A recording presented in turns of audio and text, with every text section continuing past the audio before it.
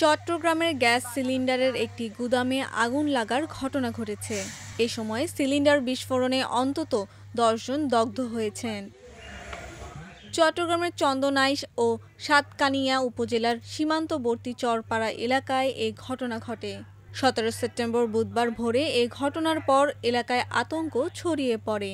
দগ্ধ সবাইকে Chittagong medical college হাসপাতালের বার্ন অ্যান্ড প্লাস্টিক সার্জারি ইউনিটে ভর্তি করা হয়েছে।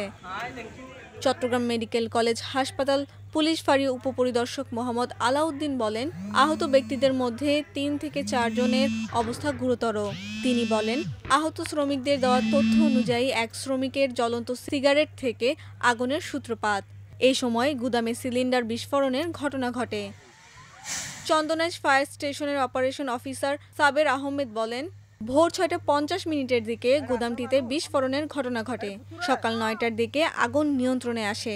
আগুনে ক্ষয়ক্ষতির পরিমাণ তদন্তের পর বলা যাবে।